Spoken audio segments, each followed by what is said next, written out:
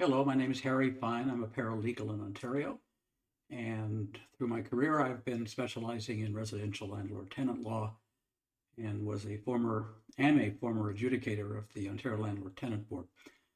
I've made this video today, and I've made it available free of charge to assist the landlord investor community in understanding what's changed just today with the given of Royal Assent to Bill 97 by the provincial legislature. I'm going to talk about what the bill does, and I'm going to talk about how it will change things and what you have to look out for. Bill 97 was passed just today, or given Royal Assent just today, after receiving third reading in the provincial legislature. Bill 97 is now law, or that is the statutes that were affected by Bill 97 is now law, but the changes haven't come into force yet, and that's difficult to predict, and I won't even try. During today's presentation, you'll hear two acronyms a lot, LTB and RTA. Well, the LTB is Landlord Tenant Board. That is the quasi-judicial agency that resolves landlord-tenant disputes in Ontario.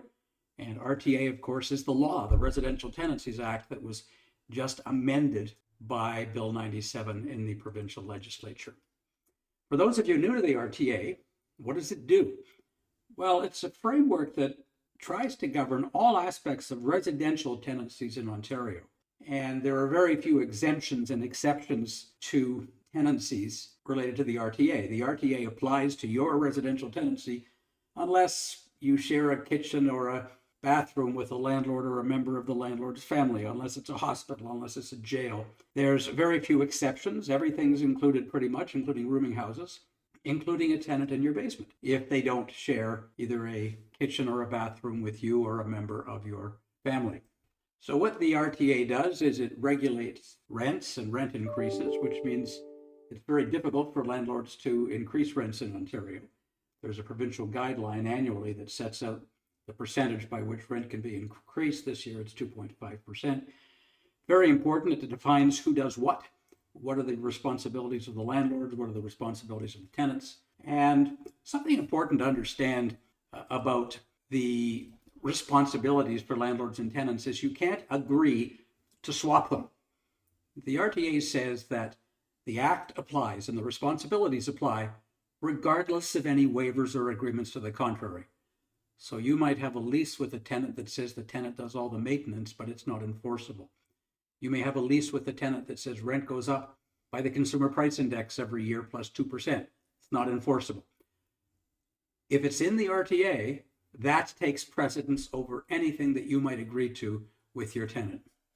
The RTA protects a tenant's right to remain in the unit, provides what we call security of tenure. It creates a system, though, for legal evictions when the tenant has done something wrong or when the landlord needs the property back for what are called the no-fault applications. And that's primarily what the Bill 97 changes are about. A no-fault application to evict is an application to evict where the tenant's done nothing wrong. The landlord's going to demolish the house to make way for a condominium. The landlord is going to move in or have a family member move in. The landlord has sold the property, has a signed agreement of purchase and sale, and the purchaser or a member of the purchaser's family is going to move in. Or today, what we're going to talk about, the landlord intends to do extensive renovations to the unit, so extensive that the tenant can no longer live there. And those are called the no-fault applications for the no-fault evictions. The RTA creates the Landlord-Tenant Board and provides it with powers. The adjudicators of the board would have no power unless the RTA provided them with those powers. It helps tenants and landlords get justice, but lately, of course, justice is very slow and not satisfactory as far as many people are concerned. So what is Bill 97? It's a bill that was introduced 6 months ago, I think, by the provincial government with the goal of making home ownership more affordable. It's related to this whole housing affordability crisis that we're having in Ontario in terms of development and in terms of zoning and laneway suites and garden suites and all those things. But there are parts of this bill that affect the RTA. The official name of the bill was the Helping Homebuyers Protecting Tenants Act 2023. And the bill, once passed, which it now is, affects 7 different statutes. And one of those 7 statutes happens to be the RTA. The RTA changes that were sort of stuffed into that bill, which have nothing to do with house affordability, or very little.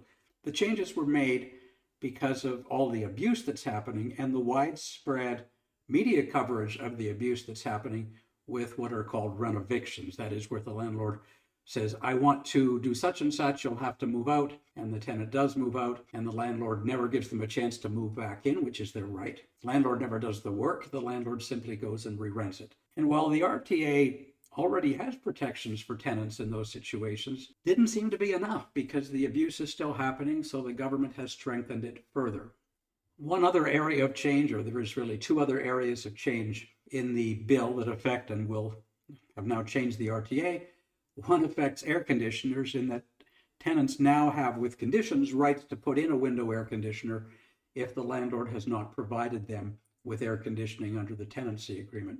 The last change really related to the landlord bad faith notices and applications is that there are now double the fines that there were before. If landlords do give bad faith notices, they can be fined upon conviction in provincial offences court for up to $100,000 for a small human landlord, and up to $500,000 for corporations that act as landlords. So that's where the changes are coming in the Act. And are they needed? Well, it's a tough time for tenants and it's a tough time for landlords with the interest rate changes, mortgages, costs going up, with the provincial guideline not keeping up with inflation. Landlords are anxious to do something about rent. They see their units renting for $1,800 when the identical unit down the hall is renting for $2,900. Tenants, on the other hand, can't afford to find the new place, and the identical place is going to be $1,000 a month more if they've lived in the old place for 5 years. So everybody's in trouble, and there's no bad guy here, I don't think. The government, over time, not building social housing, more supportive housing, not encouraging developers, the government has been the bad guy. So what will Bill 97 do?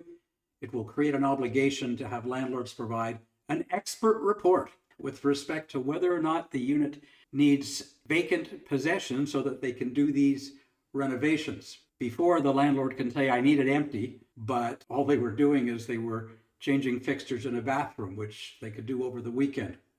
The new legislation, the legislative changes, put a bad faith label on landlords who don't advise tenants if the work is completed and of their right to move back in. It's what we call in law a reverse onus. What happens is that if the landlord doesn't allow them to move back in or let them know it's available and just re-rents it, the landlord is deemed to have given bad faith notice. And if it goes to a hearing, the landlord then has the burden to prove that it wasn't bad faith notice. So instead of the tenant having to prove that the notice was in bad faith, the landlord will have to prove that the notice was in good faith. The changes give the tenants additional time to file an application alleging bad faith, because the time that a tenant usually has to file applications is a year or 18 months in some cases. But with the renovation issue, a year from the time they moved out, the renovation could still be ongoing and the landlord hasn't advised them yet that they have a right to move back in. So they've changed those timelines. As I mentioned, they doubled the provincial offences fines that a landlord can face upon conviction, and they will allow tenants, with some exceptions, the right to install air conditioners, but they will have to install them safely. They will have to pay additional rent if there's additional rent charges which are being incurred by the landlord. I'll cover some of those in more detail. I don't want to confuse you with provincial offences fines and fines that the Landlord-Tenant Board can impose at a hearing. At a hearing, even a bad faith T5 application by a tenant, if they find bad faith, can award compensation to the tenant, but also a fine against the landlord of up to $35,000, an administrative fine.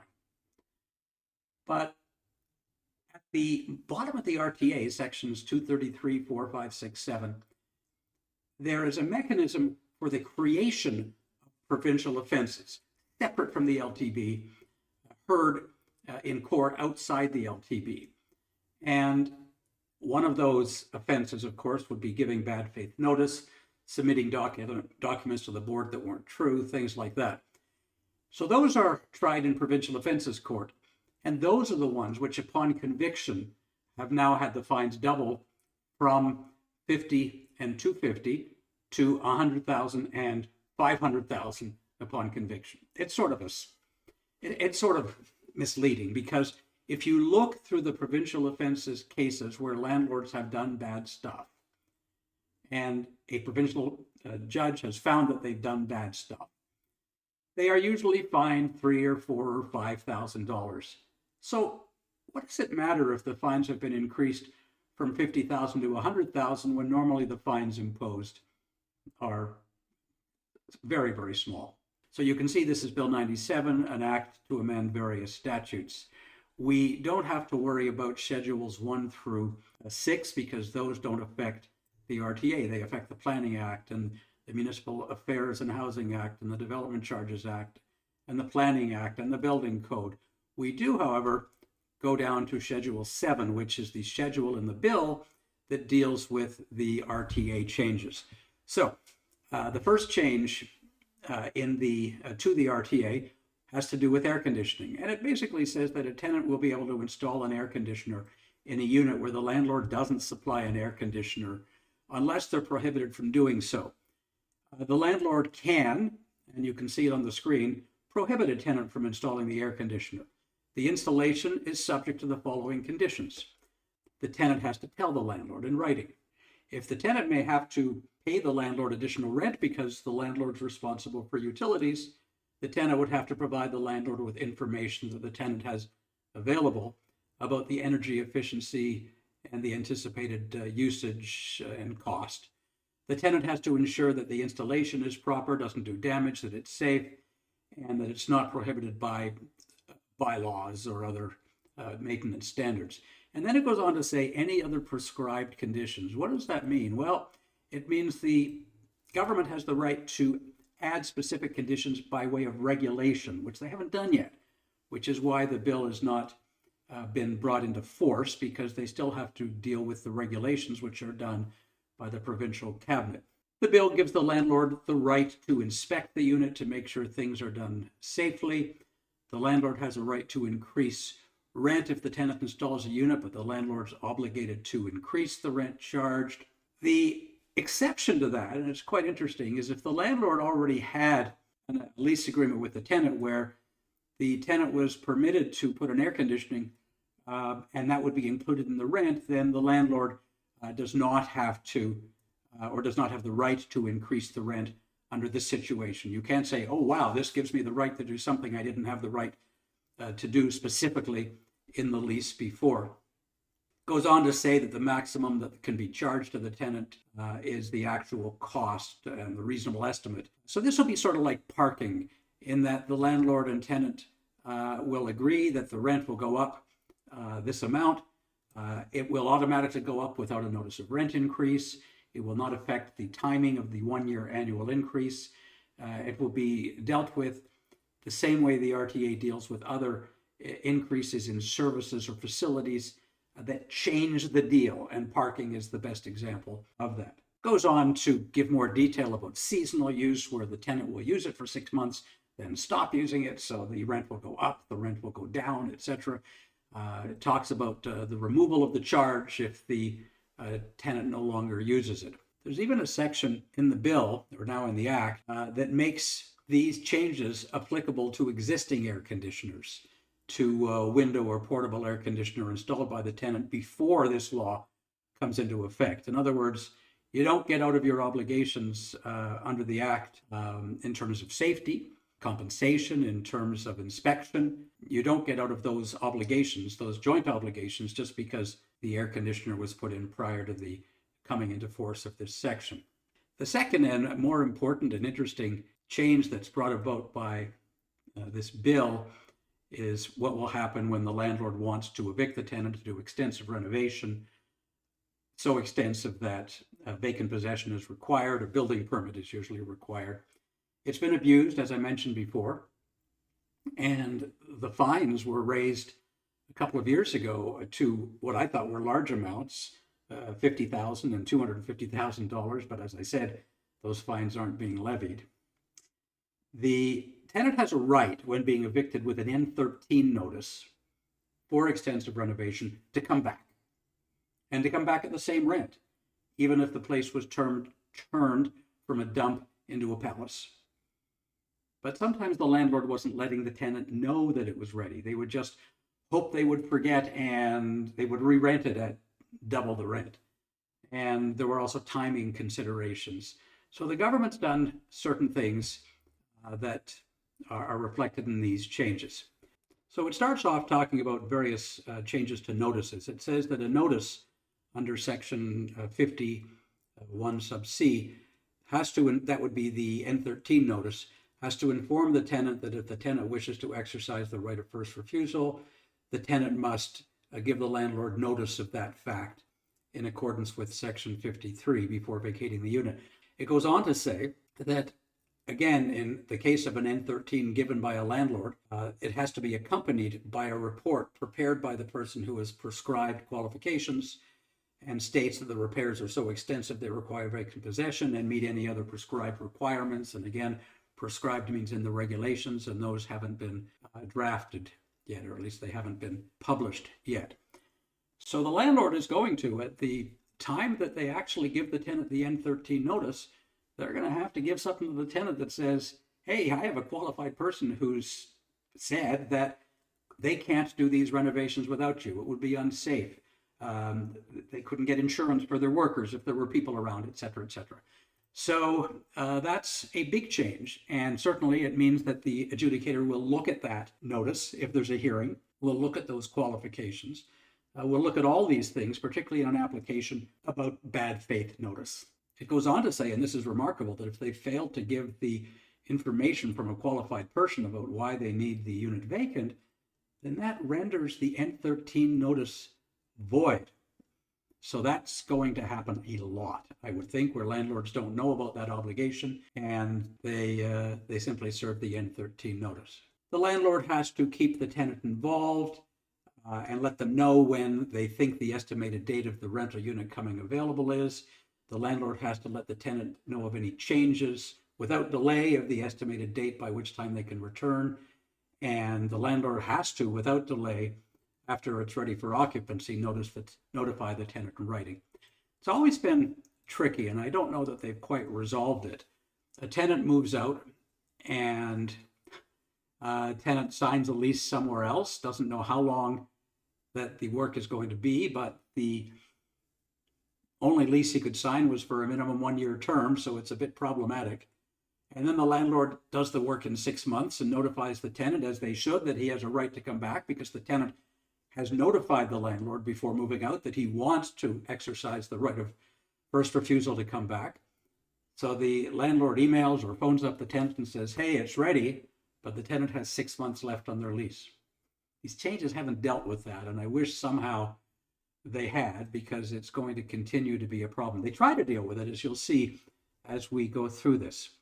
The next section does try to deal with that issue. They talk about the time for the tenant to reoccupy the unit, but it's very vague and raises more questions than it solves with answers. It says that if the tenant has a right of first refusal and the unit becomes ready for occupancy, the landlord shall give the tenant at least 60 days after the date it's ready for occupancy to exercise the right of first refusal to occupy the unit.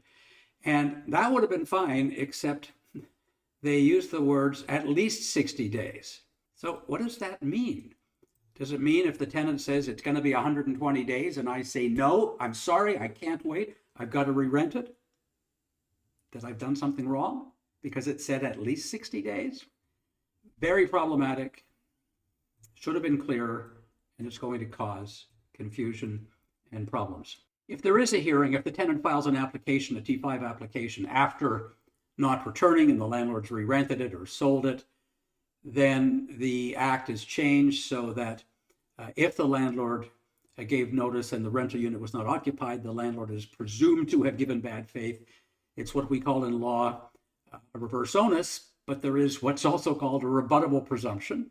In other words, the landlord is presumed to have given bad faith notice, but they can give evidence and prove at a hearing that they did not give bad faith notice, and they should not be required to pay compensation, fines, etc. As I mentioned earlier, they changed the time limits for tenants to file an application. It says no application can be made after the later of the 2 following dates, the 2nd anniversary of the day the former tenant vacated, and the day that's 6 months after the date the repairs or renovation are completed. There's a transition provision from the old act to the new, where previous applications, T5 applications to the board claiming bad faith, new changes will apply with respect to those applications made but not finally determined before that day. In other words, it may have started, but it wasn't determined by the date that the section comes into force. Similarly to the new timing and transition provisions, if a former tenant had their application dismissed because of the tighter timeline windows prior to these changes, the application can just be considered void and the tenant's allowed to make a fresh application. They go on to say that in determining an application to evict the tenant with an N13 notice under the new terms, the board has to consider, at least not be bound by, but consider the report of the qualified person who is stating that the repairs and renovation are so extensive that vacant possession is required. Finally, the legislation will change so that individual non-corporate landlords can now be fined upon conviction in provincial offences court up to $100,000, and for corporations, $500,000. Just crazy numbers they're throwing around. I mean, it's just not real. It's just not happening. It hasn't come close to happening. It'll never happen. So that's what Bill 97 brings for us. It will be interesting to see what happens, particularly with transition provisions, particularly with respect to the 60 days, at least 60 days, the vague wording of the bill. And the problem with compliance with many landlords is they just don't have a clue. And the problem is with small landlords who are getting no advice or bad advice, either from their friends, from realtors who generally aren't up to date on this stuff, and they end up in trouble.